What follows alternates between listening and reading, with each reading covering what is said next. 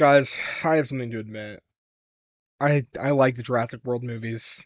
No, no, no, no, no, no, no. Wait. Wait. Obviously, objectively, these movies are horrible. Like, especially compared to the originals, they are horrible, horrible movies. But Owen Gravy's in this, and I don't think he's in any of the Jurassic Park movies, so I think he got him beat this time. I was really going to talk about all three of the movies in the trilogy, but I quickly realized that Dominion had enough slop for this one shady video. I'm going to assume most of you watching this haven't seen this movie. Despite it making $1 billion at the box office, no one talks about it except stupid, shady Jurassic Park fans. So I'm going to give a quick rundown of all the info you need before going into this movie, because it's important, kind of. Don't worry, it's not much. These movies are as much as they want to convince you, completely unrelated. Let's start with Jurassic World, the one that started it all. All this movie does for the purpose of this video is introduce Owen Gravy, which, you know, I love you. Owen Gravy, I love you. I love you, Owen Gravy. You're also introduced to Claire, who's like the CEO owner of Jurassic World. There's also like dino DNA mutation kind of thing, but we're not talking about that. We're not talking about that. End of Jurassic World. Jurassic World 2, Fallen Kingdom, the one I like, and I know I'm gonna get shit for that in the comments. Don't at me. There's an illegal dino market, and Owen Gravy, that dumbass, sold all the dinos for the original park straight to them. But, you know, they didn't anticipate the one weakness of captured dinosaurs. Clone Girl. And Clone Girl sets all the dinosaurs free. And, you know, it sets up a really good premise for the next movie about, like, we gotta deal with the dinosaurs in the wild. That's all the info you need to know. It's not that much. So the last two movies, lackluster. But at least they had a focus on dinosaurs, you know? The dinosaurs were cool. The Carnotaurus actually looks pretty cool. Look at... Clip the dinosaur Fallen Kingdom Carnotaurus. Future me, don't include this. I don't know, don't include this in the video. You know, as long as this last movie is focused on only dinosaurs, you know? Only dinosaurs and nothing else. Maybe a little DNA, little corrupt business, like every movie is. Why out of any of these films in this new reboot, the movie they pick to not be focused on dinos is the movie where they bring back the original actors from the original Jurassic Park? Why do they have the locust story? This immediately brings in the biggest issue I have with this movie, is that the dinosaurs in this dinosaur movie are sidelined for two plots that are so much worse than the genuinely cool plot both the end of last and the beginning of this one sets up. The dinosaurs should be in the wild, and Owen Gravy should have to deal with that, instead of being like a Fast and Furious, my daughter, they kidnapped my daughter. They kidnapped her. I have to save my clone daughter. Starting this video a little hot-headed, let's take back from what all the things I hate about this movie. Let's talk about a couple things I actually enjoy. Not like, but enjoy. In this scene, I think near the end of the film, they use this practical animatronic of the Gigamontosaurus, and it's really cool to see the dinosaur interact with an actual human. Too bad the scene actually blows. This movie actually has more practical dinosaurs than I'm pretty sure the other two combined, and don't look it up because I also didn't, so I could be totally wrong. I think that's the main thing that contributes to this movie looking better than the other two, but particular in a scene, like I think it's 40 minutes through, they go to this dinosaur, like it looks like a scene from Star Wars. It's wild. It's like dinosaur black market, and like half of the dinosaurs in this scene are animatronics. It actually looks really good. It makes it feel even more like a Star Wars movie because they did practical effects all the time in those. But like, they're a little stiff, but like, god damn, does that not matter when you see real humans interacting with real dinosaurs? It's genuinely awesome to see. I also don't want this just to be a rant about how all movies should use practical effect. I'm not a Redditor, guys. I just think there should be a good middle ground. And you know what movie that might be in the same exact series did this almost practically perfectly like 30 years ago? Yeah, it's the original. It's the original. Really, the only other thing I really like about this movie is Jeff Goldblum, which I know sounds stupid, but he is just phoning it in 90% of the time in this movie, and that's exactly what I love about it. Dinosaurs in the mines? It kind of feels like he was the only person that cared, but also hated these movies. Like, he was completely checked out the whole time. He delivers every line like if someone was doing an impression of him, like on TikTok for like a TikTok live stream, and it was just like, it was bad. It's crazy. Day clock might be about out of time, but as they say, it's always darkest just before eternal nothingness. What? During the first scene he's in, he's giving a lecture to a bunch of chums that are probably paying hundreds of dollars to be there. But like some of these line deliveries are hilarious. They're so funny. I don't remember exactly where this is in the movie, but I'm pretty sure he says the words Jurassic World at one point. Welcome to Jurassic World. I just really gotta hand it to the writers, because I would not have had the balls to have that line in there. I guess it's not just Jeff Goldblum. I actually quite like all three of the original actors in this movie.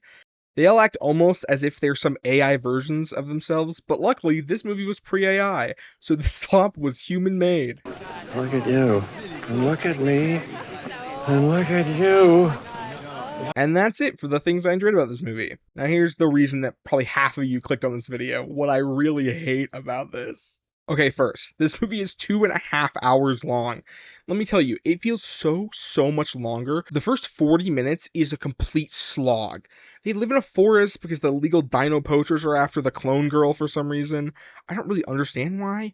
All she is like a clone in the same sense that rich people clone their pets, but they don't really have the same personality. This isn't new tech. This isn't like new discovery. This isn't some crazy technology. This girl is just a clone of an old lady. Obviously, the girl gets kidnapped, and now Owen needs to go save her, because what else were they going to do? Make a movie about dinosaurs? Again, I said this at the start of the video, but why, oh why, does this plot barely have anything to do with the dinosaurs being in the wild? Like, I guess the poachers, but let me tell you, it barely comes up when they get to the locust land. This first part especially feels like it's 9 hours long. The forest goes on for 40 years. It's a depressing slog, frankly. It's like making a movie with just the really boring bad parts of the last movies combined. Well, we should get to the locusts. I've saved this towards the end because talking about these dumb bugs is going to make me pissed. Almost every major issue I have with this film is because of the locust plotline. That just doesn't matter in a dinosaur movie. The main plot of this movie surrounds Biosyn. They are a corporation that made like a biological reserve for dinosaurs. It's important for the movie. It's kind of important for this video, but you don't have to think about that too much. Super evil corporation. They are using dino DNA to make evil locusts. So half the plot is the original game trying to get evidence for this, despite them already having a corpse. Hey, past me, I was wrong. They have a full-ass alive locust in this house. Despite not liking this first part, it leads them to the Biosyn Dinosaur Reserve. So, hey, dinosaurs. Surely they start dealing with dinosaurs now. Guys, you know what I'm going to say. They don't get into it. They have to break into the lab, find the locusts, to get a sample of what? I don't know. They already have a dead locust. So yeah, they get rudely interrupted by Dodgson. Oh yeah, he's the guy from the first movie who hires Al from Toy Story to get embryos again. Important to the movie, not just important to this awesome video that you're watching right now. So obviously he has to destroy the evidence. I want you to guess what he does to kill all these locusts. A, have a fallback like poisonous gas or something that'll kill them. B, set them on fire and let leash flaming locusts onto your reserve. Guys, it's number 2. I can't lie. It's number 2. I can't lie. I cannot believe he tried to burn the locusts. Like, these are prehistoric mutant locusts. It was like, yeah, fire's gonna kill them. No, this fucking... Now you may be asking yourself, I thought Chris Pratt was the main character in this movie. I wonder how all the protagonists are gonna meet up and help solve each other's issues. Chris Pratt falls into the sky, man. Okay, I'm joking. But also, I'm not. After the illegal Star Wars dino scene, a whole dumb chase scene happens, and it ends with him escaping on a plane. They are assumed going to Biosyn anyway, because they learn their clone daughter was there, but even still, their plane gets attacked by Quetzalcoatlus, which for some reason Owen and Claire don't know what is, despite both of them being higher-ups where all of these dinosaurs came from. The plane goes down because obviously you can't fucking fight a Quetzalcoatlus. And they crash land into the biological reserve icy area, and boom, they are in the movie now. Okay, enough recap bullshit. I have to talk about the Pyroraptor. Why is the Pyroraptor like this? I made a promise myself to not talk about how the dinosaurs act and look in this movie, because at this point, it's been said 1 billion times, but why, oh why, does this raptor swim like it's a penguin under ice to get towards Owen and the pilot girl? And on top of this stupid riding decision, the Pyroraptor also looks like complete dog shit. The CGI in this movie is really, really bad, and I really do not want to keep bringing it up, but it's rough. Especially because we do have real animatronics in this movie. It's almost like wasted potential for a ton of these dinos to get really cool and good puppets, but that might cost too much. This movie only made $1 billion at the box office. It's about an hour and a half in. There's still an hour left, and like 3 things happen. The rest of this movie is just a bunch of bullshit. Obviously, Dodgson dies to the dinosaurs. That's at least still consistent with the other movies, but that's kind of the solution to the plot. Like, they don't address any of the issues besides Dodgson being evil. The dinos are still in a reserve that is on fire actively. These guys, remember, are a part of a dino activism group. I really think that's what this boils down to. To have this movie be this movie, you don't need the dinosaurs. This movie is obviously a capitalism bad, nature good movie, as literally every single movie in this franchise is, but they all are still dependent on the dinosaurs. The dinosaurs are the victim of the exploitation of capitalism usually. But in this movie, the dinosaurs are just kind of a part of the environment because they are in a nature preserve. They aren't being shown off. A lot of the science and work Biosyn did was real dino work to keep them safe. There's no overarching plot about the dinosaurs being bred and killed for the dino dust that the black market so dearly loves. They kind of just exist as animals, at least in Biosyn's hands. I would have much rather this movie be the aftermath of letting all the dinosaurs into the wild, having to deal with real conflict of do we let them die like we did millions of years ago, or do we save them? Hey, you know what scene might make this whole shit show worth it? That's right, Chris Pratt grabs the dinos by its own throat and kills it with its own venom. I've probably shown this clip like 10 times already during this movie because I love it so much. I'll talk about the other two some other time, but I just want to get this shit show out of the way first. I hope you guys enjoyed.